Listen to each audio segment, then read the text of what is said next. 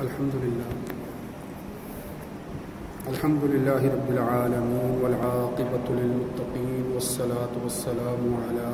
نبيه الكريم أما بعد فأعوذ بالله من الشيطان الرجيم بسم الله الرحمن الرحيم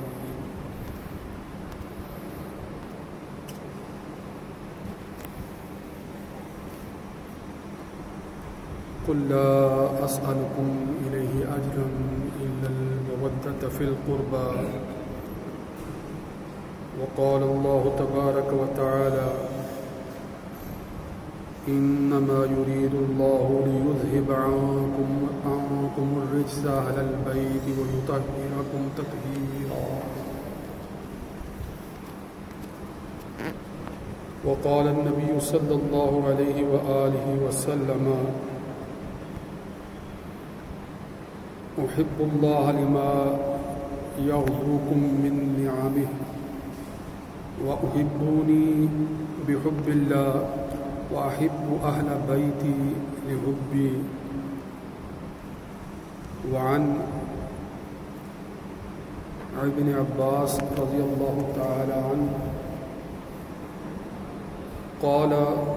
لما نزلت قل لا أسألكم عليه أجرا إلا المودة في القربى قالوا يا رسول الله ومن قرابتك هؤلاء الذين وجبت علينا مودتهم قال علي وفاطمة وابناهما وقال في مقام آخر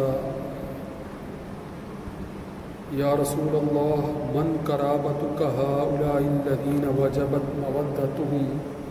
قال علي وفاطمة وولداها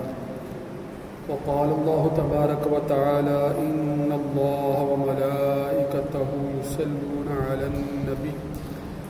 يا أيها الذين آمنوا صلوا عليه وسلموا تسليما اللهم صل على سيدنا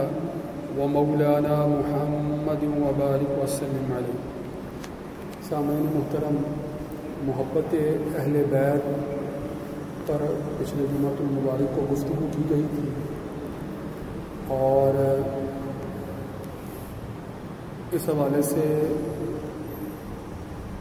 ایک بنیادی نقطہ جس کی وضاحت کی گئی تھی وہ یہ تھا کہ رسول اللہ صلی اللہ علیہ وآلہ وسلم جب آپ صلی اللہ علیہ وآلہ وسلم کی بعثت ہوئی ہے، آپ کو خاتم النبیین بنا کر اس دنیا میں بھیجا گیا ہے، اور جب آپ صلی اللہ علیہ وآلہ وسلم اس فریضہ کی ادائیگی جس کے لیے آپ کو خاص طور پر مبعوث فرمایا گیا تھا، یعنی رسالت و نبوت کے منصب کے عین موافق لوگوں تک اللہ تعالیٰ کا پیغام پہنچانا، ان تک وحی پہنچانا، ان تک ہدایت پہنچانا، آپ صلی اللہ علیہ وآلہ وسلم جب اس ذمہ داری کے ساتھ دنیا میں تشریف لائے ہیں اور آپ نے اس فریضہ کو بخوبی ادا فرمایا ہے، بلکہ آپ صلی اللہ علیہ وآلہ وسلم سے بڑھ کر جو ہے وہ اس کا حق ادا کرنے والا کوئی اور نہیں ہو سکتا ہے، تو اس اعتبار سے یہ آپ صلی اللہ علیہ وآلہ وسلم کا بنی نوع انسانی پر احسان عظیم ہے. یہ آپ صلی اللہ علیہ وآلہ وسلم کا احسان عظیم ہے کہ آپ صلی اللہ علیہ وآلہ وسلم نے ہدایت کا وہ پیغام جو بنی نوع انسانی کی فلاح کے لیے، کامیابی کے لیے، ان کی دونوں جہانوں کے اعتبار سے یعنی دنیا اور آخرت فلاح دارین کے لیے آپ صلی اللہ علیہ وآلہ وسلم نے وحی کا پیغام جس احسن انداز میں مکمل طور پر بنی نوع انسانی تک پہنچایا ہے، یہ آپ کا احسان عظیم ہے. اور اس احسان کے بدلے میں کیا آپ کچھ مطالبہ فرمانے والے ہیں؟ جس طرح سابقہ انبیاء دعوت لے کر آتے تھے تو اس دعوت کے نتیجے میں ان کو یہ بات وحی الہی ہی کی روشنی میں ان کے ذریعے سے ان کی زبان سے بھی یہ کہلوائی جاتی تھی کہ ان کو اس کا کوئی بدلہ نہیں چاہیے. حقیقت میں کوئی بدلہ ہو بھی نہیں سکتا ہے. حقیقت میں کسی قسم کا بدلہ اگر تعین اس کی کرنے کی کوشش کریں کہ آپ کو کوئی فرد اس قابل بنا دے کہ آپ دنیا اور آخرت کی کامیابی کے حقدار بن جائیں اور اس کے بدلے میں آپ اس کے لیے زیادہ سے زیادہ پھر کیا کر سکتے ہیں؟ کیا کوئی مال و دولت، کیا کوئی دنیاوی جاہ و جلال یا دنیاوی کوئی بھی حیثیت ایسی ہو سکتی ہے کہ جو اس کا بدل بن سکے؟ آپ جب قرآن مجید پڑھتے ہیں اور استاد کے پاس بیٹھ کر جو ہے وہ ابتدائی حروف ابجد سے جو ہے وہ شروع کرتے ہیں اور پھر جب سپارہ شروع کرتے ہیں اور سورہ فاتحہ شروع کرتے ہیں، پھر سورہ بقرہ شروع کرتے ہیں، الف لام میم سے شروع کرتے کرتے بالآخر جو ہے وہ والناس تک جو ہے وہ مکمل قرآن مجید پڑھنا سیکھ جاتے ہیں جب، تو وہ فرد جس نے آپ کو پہلے حرف سے پڑھانا شروع کیا ہے اور آپ کو اس قابل بنایا ہے کہ آپ اس کلام کو اپنی زبان سے ادا کرنے کے قابل ہو جائیں جو وحی الہی ہے، جو اللہ کا کلام ہے. اور یہ اللہ ہی کا احسان عظیم ہے کہ اس کی یہ بہت بڑی نعمت ہے ہم پر جو اللہ تعالیٰ نے عطا ہمیں فرمائی کہ ہم اس کے کلام کو اپنی زبان سے ادا کر سکتے ہیں. یہ اللہ تعالیٰ کی طرف سے عطا کردہ بہت بڑی نعمت ہے. اور جن کے ذریعے سے یہ نعمت ہم تک پہنچی وہ ان سے بھی جو ہے وہ آپ یوں کہہ لیں کہ ان نعمتوں میں جو ہے وہ ان کا شمار بھی جو ہے وہ بہت بڑے پیمانے پر ہے کہ آپ صلی اللہ علیہ وآلہ وسلم کا امت کے لیے بطور نبی مبعوث ہونا یہ بھی بہت بڑی نعمت ہے. اور آپ صلی اللہ علیہ وآلہ وسلم نے پھر جب امت پر اتنا بڑا احسان کیا ہے، ہم تو کسی عام معمولی استاد کا احسان پورے کا پورا اتارنے کے قابل نہیں ہے کجا کہ آپ صلی اللہ علیہ وآلہ وسلم کے احسان کے اتارنے کا کوئی جواز پیدا کیا جا سکے یا کوئی بات اس ضمن میں جو ہے وہ ذہن میں بھی لائی جا سکے. یہ تو ممکن نہیں ہے کہ آپ کے احسان کا کوئی بدل جو ہے وہ مقرر کیا جا سکے. مگر انبیاء سے بھی یہ کہلوایا گیا وحی الہی کی روشنی میں کہ جو منصب نبوت اور رسالت کے ضمن میں انبیاء دعوت لے کر آئے ہیں وہ لوگوں سے اس کا کوئی بدلہ نہیں چاہتے ہیں کہ وہ مال و دولت کے ذریعے سے یا جو ہے وہ کسی اور اعتبار سے جو ہے وہ اس کا بدلہ فراہم کرنے کی کوشش کریں. بدلہ نہیں چاہیے اور بدلے پر غور کیا جائے، بدل پر غور کیا جائے، اجر پر غور کیا جائے تو اجر مقرر کرنا کوئی چیز اس قابل بھی نہیں ہو سکتی کہ اس کو بطور اجر کے اس کے مقابلے میں مقرر کیا جا سکے جو وحی نبوت اور رسالت کے ضمن میں آپ تک پیغام جو ہے وہ پہنچایا گیا ہے، اس کے مقابلے میں بدل مقرر بھی نہیں کیا جا سکتا. تو اس لیے دونوں پہلو ہیں. ایک تو یہ ایسا پہلو ہے کہ اس کا بدل ممکن نہیں ہے، اور اگر کوئی اس کو تصور کر لے کہ وہ کچھ نہ کچھ جو ہے وہ بدل جو ہے وہ کرے، کوئی احسان کا بدلہ احسان سے اتارنے کی کوشش کرے، تو انبیاء سے کہلوا دیا گیا کہ ان کو اس کا بدل چاہیے بھی نہیں ہے. وہ تم سے اس بات کا مطالبہ بھی نہیں کرتے ہیں. لہذا حضرت نوح علیہ السلام ہوں، حضرت موسیٰ علیہ السلام ہوں، حضرت عیسیٰ علیہ السلام ہوں، سب کے ذریعے سے کہلوا دیا گیا کہ وہ جو دعوت لے کر آئے ہیں، وہ جو احسان تم پر کر رہے ہیں، اللہ کا پیغام پہنچا رہے ہیں، وہ تم سے اس کا کوئی اجر یا بدلہ یا کوئی اس کے بدلے میں مال و دولت تم سے نہیں چاہتے ہیں. ہم دنیا داری میں عموماً اس رویے کے ساتھ جو ہے وہ لوگوں کے سامنے ہمارا سامنا لوگوں سے ہوتا ہے. یہ رویہ عمومی طور پر دیکھنے کو ملتا ہے کہ لوگ احسان کا بدلہ اتارنے کے لیے اقدامات کرنے کی کوشش کرتے ہیں، اور اس ضمن میں ہمارا فطری طور پر ذہن جاتا ہے اس بات کی طرف کہ احسان کا بدلہ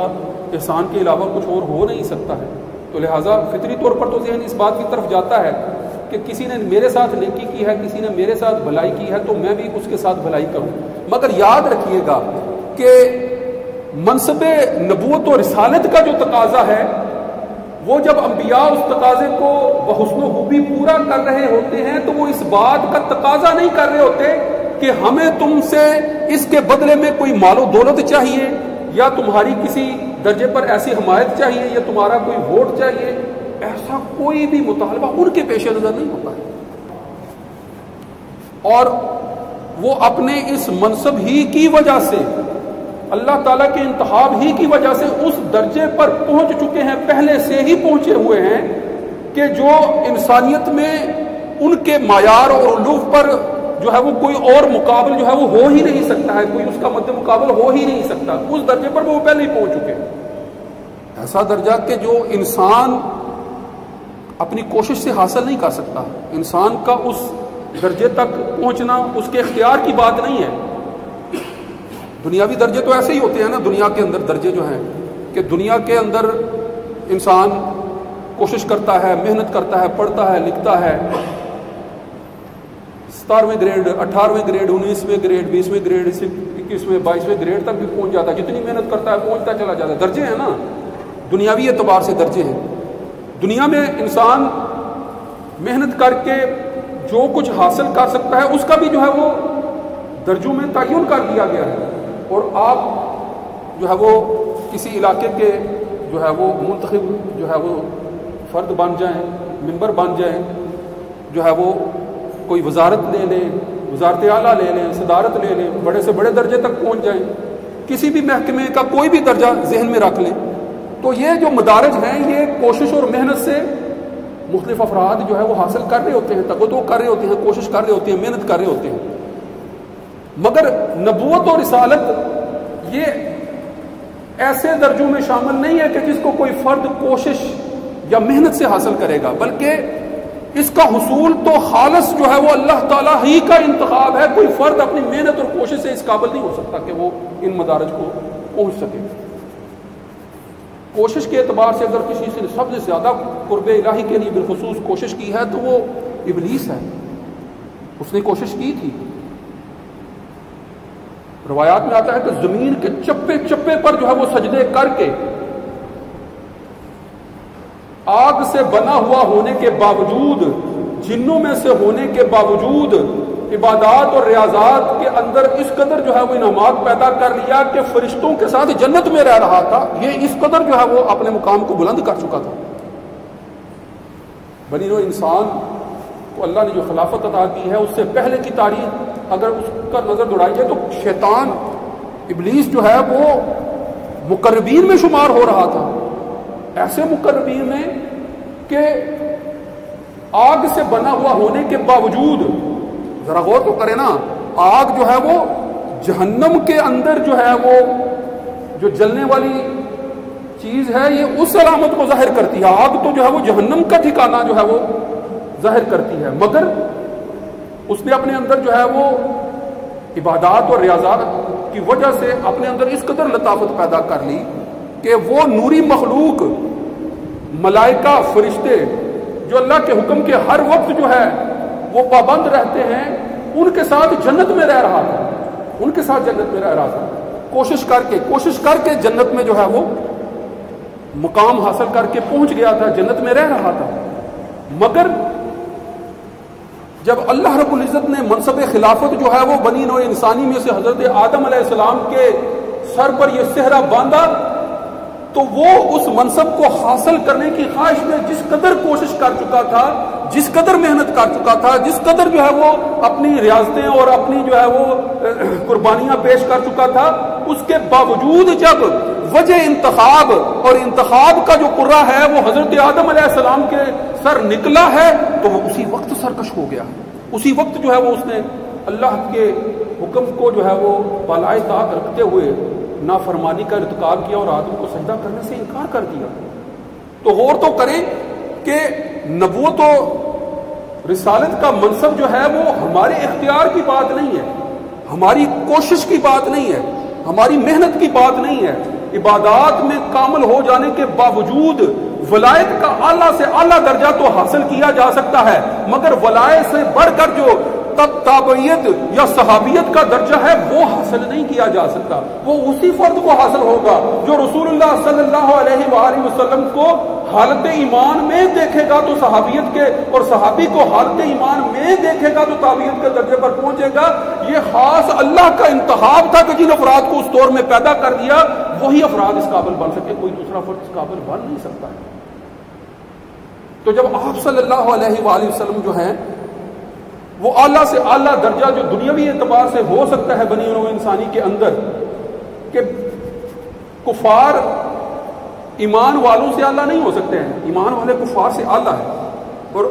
کفار سے اعلیٰ اس اعتبار سے ہیں کہ وہ دولت ایمان سے سرفراز کیے گئے ہیں، اور دولت ایمان میں سرفراز کیے جانے والوں میں جو اللہ کی عبادت بندگی میں جو ہے وہ آگے بڑھ جاتے ہیں وہ ولایت کے منصب پر پہنچتے ہیں، اور جو علم والے ہیں وہ اسی کی کوشش میں جو ہے وہ لگے رہتے ہیں، اور ولایت میں اعلیٰ سے اعلیٰ منصب حاصل کرنے کے باوجود کوئی فرد جو ہے وہ تابعیت یا صحابیت کے درجے پر جو ہے وہ اس وقت تک نہیں پہنچ سکتا ہے جب رسول اللہ صلی اللہ علیہ وآلہ وسلم کو جو ہے ایمان کی حالت میں نہ دیکھ لے۔ تو وہ جو ایمان پہنچانے والے ہیں، وہ جو ایمان کی دعوت دینے والے ہیں، وہ جو ایمان پر لوگوں کو جو ہے وہ جمع کرنے والے ہیں، جن کو خاص اللہ نے اسی کام کے لیے منتخب فرمایا ہے، وہ جس درجے پر فائز ہیں، ایمان کی تعلیم اور دعوت دینے والے،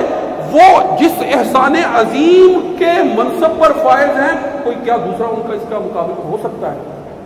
تو وہ اس منصب پر بھی جو ہے وہ کسی سے بدل نہیں مانگ رہے ہیں۔ قل لا اسألکم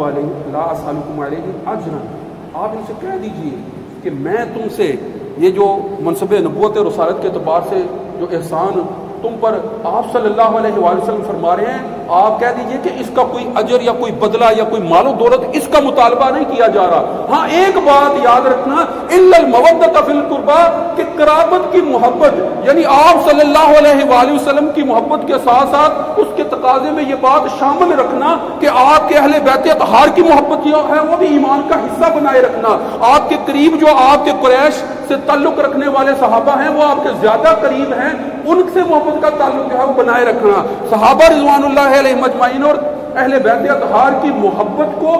آپ صلی اللہ علیہ وآلہ وسلم کی محبت کے تقاضے کے طور پر اپنے ایمان کا حصہ بنائے رکھنا، یہ آپ صلی اللہ علیہ وآلہ وسلم نے رہتی دنیا تک کے لیے، کامیابی کے لیے آپ کے لیے ایک مشعل راہ کے طور پر ہدایت کا ایک پہلو رکھ دیا ہے، لہذا اس پر عمل پیرا رہنا ہمارے ایمان کا حصہ ہے۔ وآخر دعوانا ان الحمدللہ رب العالمین۔ سنتیں ادا کرنا۔